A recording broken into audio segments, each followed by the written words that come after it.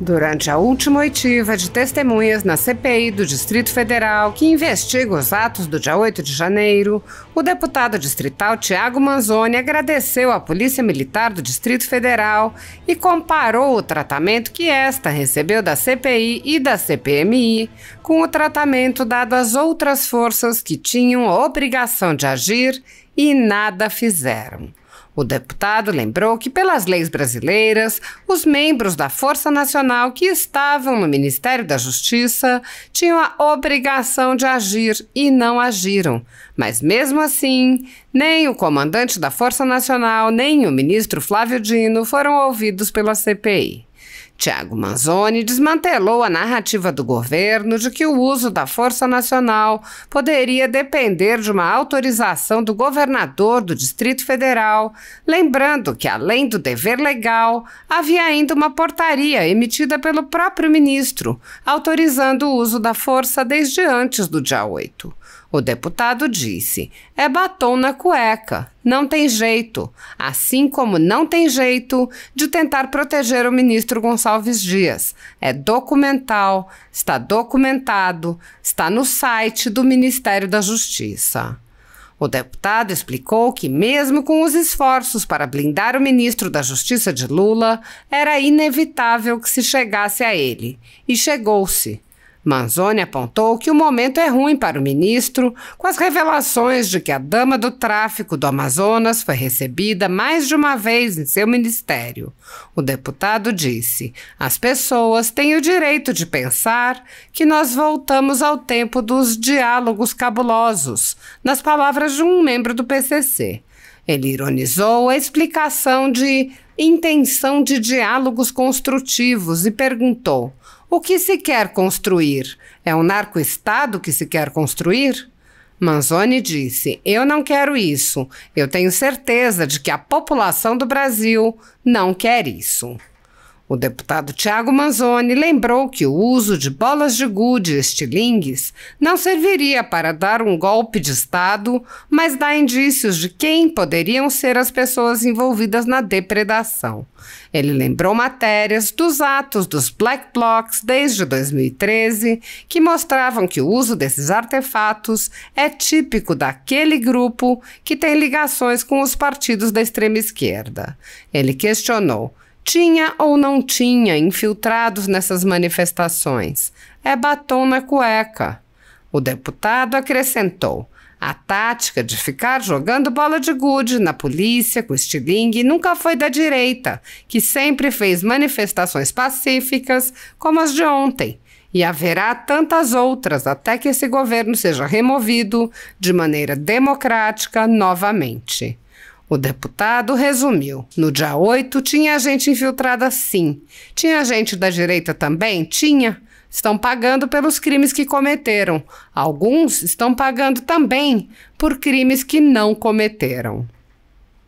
Manzoni afirmou: esta CPI está escancarando diante da população brasileira o que aconteceu no dia 8 de janeiro. Ele disse desejar que o relator da CPI tenha a coragem de fazer justiça no relatório dele e afirmou: esta CPI tem a oportunidade de mandar um recado claro para o Brasil de que nem todos os parlamentares são iguais, que nem todas as casas de lei passam pano para o governo do momento. O deputado disse: está muito claro para a gente que G. Dias e Flávio Dino têm culpa. Ele lamentou que já se saiba que o Dino não será indiciado e disse: mas que ele tem culpa, tem. Manzoni acrescentou: é injusto que a cúpula da Polícia Militar do Distrito Federal esteja presa até hoje sem receber salário. Nesta hora, não há uma pessoa para falar de dignidade da pessoa humana. Ele disse: aqueles homens não merecem passar pelo que estão passando. Foram feridos em combate, estão sem salário. Onde estão os deputados que tanto bradam de direitos humanos e dignidade da pessoa humana? O direito à propriedade e o respeito à livre iniciativa têm sido relativizados no Brasil. Para uma classe de cidadãos caracterizados pela velha imprensa como bolsonaristas, as garantias e direitos fundamentais estão suspensos. Em CPIs e em inquéritos conduzidos nas cortes superiores, cidadãos e empresas ficam sujeitos a quebras de sigilo, devassas, prisões políticas, buscas e apreensões, interrogatórios e confiscos.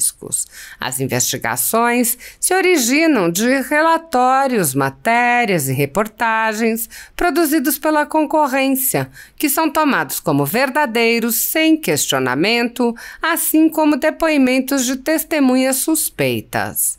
Toda a renda da Folha Política, assim como de outras pessoas e empresas conservadoras, está sendo confiscada a mando do ministro Luiz Felipe Salomão, ex-corregedor do TSE, em decisão monocrática em um inquérito administrativo. Segundo a velha imprensa, que participa ativamente dos inquéritos e CPIs, a intenção é impedir o funcionamento das empresas ao privá-las de suas fontes de renda. A decisão de Salomão foi elogiada pelos ministros Luiz Roberto Barroso, Alexandre de Moraes e Edson Fachin. Há mais de 28 meses, toda a renda do nosso trabalho é retida, sem qualquer justificativa jurídica. Se você apoia o trabalho da Folha Política e pode ajudar a impedir que o jornal seja fechado, doe qualquer valor à empresa Raposo Fernandes pelo Pix. Você pode usar o QR Code que está visível na tela ou o código ajude@folhapolitica.org. Caso não utilize Pix, há a opção de transferência bancária para a conta da empresa Raposo Fernandes, disponível na descrição deste vídeo e no comentário fixado no topo. Há mais de 10 anos, a Folha Política vem mostrando para você os fatos da política brasileira, fazendo a cobertura dos 3 poderes e dando voz a pessoas que o cartel midiático quer calar. Pix ajude@folhapolitica.org.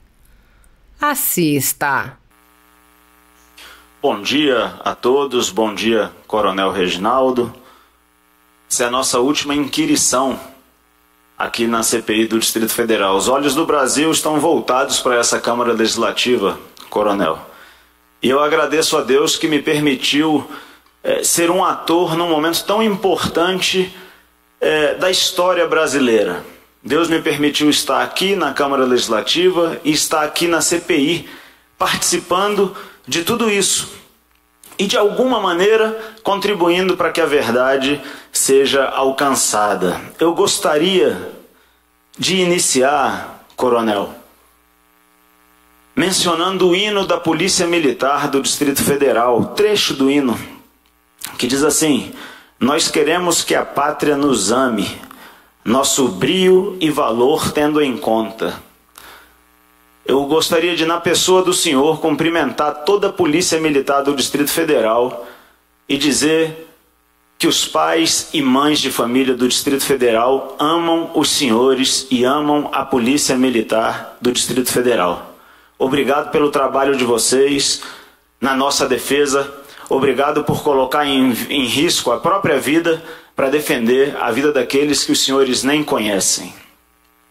Tendo feito esse agradecimento formal e público à Polícia Militar do Distrito Federal, eu gostaria de entrar num segundo assunto. Eu entro num segundo assunto, que é as atribuições da Força Nacional naquele dia. E para isso eu preciso ler inicialmente o Código de Processo Penal brasileiro, que diz no seu artigo 301: qualquer do povo poderá, e as autoridades policiais e seus agentes deverão prender quem quer que seja encontrado em flagrante delito. Artigo 302. Considera-se em flagrante delito quem, inciso 1, está cometendo a infração penal. A Força Nacional estava assistindo a depredação dos prédios públicos e não se moveu. Não é que eles podiam ter agido, eles deveriam ter agido, auxiliando os senhores da Polícia Militar do Distrito Federal, auxiliando a Polícia Legislativa, auxiliando o pessoal que estava no Palácio do Planalto. Não fizeram. E nós gostaríamos de inquirir o coronel Sandro, se não me falha a memória, o nome dele, para que ele explicasse, porque ele estava à frente da Força Nacional. E nós aprovamos aqui o requerimento para que ele fosse ouvido, nós queríamos ouvi-lo aqui. Mas veio o senhor, hoje, no último dia. E o que o deputado Joaquim falou é verdadeiro, não é nenhum demérito com a pessoa do senhor, porque nós já ouvimos a Polícia Militar várias vezes, mas a Força Nacional, que tinha o dever de agir e não agiu, nós não ouvimos. Não ouvimos também, infelizmente, o ministro Flávio Dino, que faz parte desse contexto, porque a Força Nacional estava parada na frente do Ministério da Justiça e não agiu. Sabe Deus a mando de quem. Eu gostaria também de trazer aqui para nós um outro aspecto que eu reputo muito relevante dessa discussão, porque foi dito aqui que a Força Nacional não podia agir sem autorização do governador, sem um pedido formal do governador Ibanez. Então, começa que não é verdade, porque a agente policial tem o dever de agir. Mas olha que interessante, olha o que diz o site do Ministério da Justiça, no dia 7 de janeiro deste ano, um dia antes, portanto, dos eventos do dia 8. Abro aspas. Em razão das manifestações políticas no centro da capital federal, o ministro da Justiça e Segurança Pública, Flávio Dino, assinou neste sábado 7 a portaria 272 de 2023, que autoriza o emprego da Força Nacional de Segurança Pública entre a rodoviária do Plano Piloto e a Praça dos Três Poderes. Os mobilizados atuarão na proteção da ordem pública e dos patrimônios públicos e privados. Isso é o que diz o site do Ministério da Justiça. Eu posso ler a portaria também. Eu vou ler, apesar de ter pouco tempo.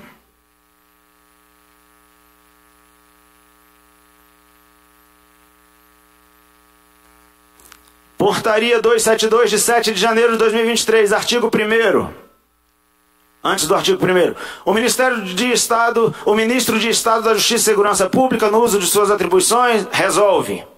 Artigo 1º, autorizar o emprego da Força Nacional de Segurança Pública para auxiliar na proteção da ordem pública e do patrimônio público e privado entre a rodoviária de Brasília e a Praça dos Três Poderes, assim como na proteção de outros bens da União situados em Brasília, em caráter episódico e planejado nos dias 7, 8 e 9 de janeiro de 2023.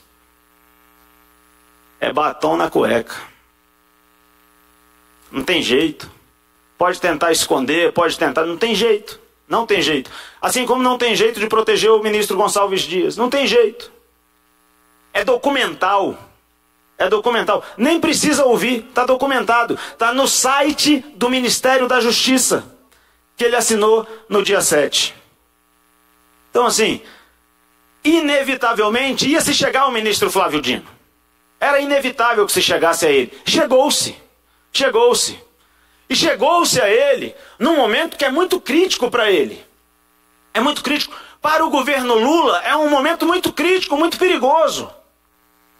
Por quê? Porque você tem o vice-presidente da República fazendo acenos ao setor produtivo do Brasil, dizendo que o Brasil precisa de uma reforma administrativa, diminuir o tamanho do Estado. A gente já viu esse filme antes. Ao mesmo tempo, você tem o Ministério dos Direitos Humanos financiando a vinda para Brasília, pagando para que viesse a Brasília a esposa do líder do Comando Vermelho no Amazonas. E é inevitável que qualquer pessoa que tem um cérebro entre as duas orelhas pense assim, uai, o Ministério está pagando para a esposa do traficante vir até Brasília? Ela foi no Ministério da Justiça e fez reuniões, mas calma aí, o ministro Flávio Dino não foi na Maré, sem necessidade de aparato policial para protegê-lo? Como que pode isso? Qualquer pessoa que combata o crime organizado não entra em regiões dominadas pelo tráfico sem reforço de segurança. E aí as pessoas têm o direito de pensar que nós voltamos ao tempo dos diálogos cabulosos, nas palavras de um líder do PCC, que falou assim, o PT tinha diálogo com nós, cabuloso. O representante do Ministério da Justiça falou publicamente que a intenção é diálogos construtivos. Construir com a esposa de um dos maiores traficantes do Brasil, conhecido como Tio Patinhas, que está preso no Amazonas. O que se quer construir? É um narco-estado que se quer construir? É isso que a gente quer para o Brasil? Eu não quero isso. Eu tenho certeza que a população do Brasil não quer isso. Então calhou dessa CPI acabar num momento muito ruim. E a gente chegou nessas pessoas, apesar deles não terem sido ouvidos aqui. Infelizmente não foram ouvidos. Tem um monte de matéria jornalística aqui que eu trouxe, mas não vou ler porque meu tempo passa e passa rápido. Coronel Reginaldo, eu tenho apenas uma pergunta para o senhor. O senhor confirma a informação de que havia pessoas carregando bolas de gude e estilingue na manifestação ou nos atos criminosos que aconteceram no dia 8 de janeiro de 2023? Sim, deputado, foram encontrados com alguns manifestantes esse tipo de material. Eu agradeço pela sua resposta, coronel, porque em 2014 a BBC publicou matéria jornalística falando sobre o movimento Black Bloc. E uma das táticas daquele movimento era utilizar bolas de gude e estilingue. Você não dá golpe de Estado com bola de gude e estilingue. É uma imbecilidade imaginar que alguém vai pegar bola de gude e estilingue e vai dar um golpe de Estado com bola de gude e estilingue. Isso aí não existe. Mas elas podem cometer crimes com bolas de gude e estilingue. Isso é verdade. Muitos cometeram. Essa tática é a tática Black Bloc, um movimento que tomou as ruas em 2013 e 2014, naquelas manifestações que começaram pelos 20 centavos do transporte público lá de São Paulo, e eles aterrorizaram o Brasil. A BBC publicou as táticas deles, entre elas bolas de gude e estilingue. A Veja publicou também, em 2014, abro aspas para a revista Veja, PSOL, PSTU e PT comandam sindicatos ligados a Black Blocs. Levantamento mostra que 61 filiados a PSOL, PSTU e PT ocupam cargos de dirigentes do Sindipetro, do CEP e do Sindesprev no Rio. Tinha ou não tinha infiltrado nessas manifestações? Eu não posso chegar a outra conclusão de que havia pessoas ali infiltradas. É óbvio que havia. É batom na cueca. A prática de ficar jogando bola de gude contra a polícia com estilingue nunca foi da direita. A direita fez 10 anos de manifestações pacíficas aqui no Brasil. Como foram pacíficas as de ontem na Avenida Paulista, aqui em Brasília, e haverá tantas outras. E haverá tantas outras. Até que esse governo seja removido, novamente, de maneira democrática, novamente. Então essas táticas Black Blocs são típicas de esquerda, do PT e das suas linhas auxiliares. Elas estavam presentes no dia 8. O que significa dizer que no dia 8 tinha gente infiltrada? Sim. Ah, mas teve gente de direita que desceu lá. Tinha sim. Estão pagando pelos crimes que cometeram. Alguns estão pagando também por crimes que não cometeram. Mas tem gente que cometeu o crime e está pagando. Então essa CPI, Coronel Reginaldo, ela vai chegando ao final, colocando muita coisa diante da população brasileira. Ela está escancarando diante da população brasileira o que de fato aconteceu no dia 8 de janeiro.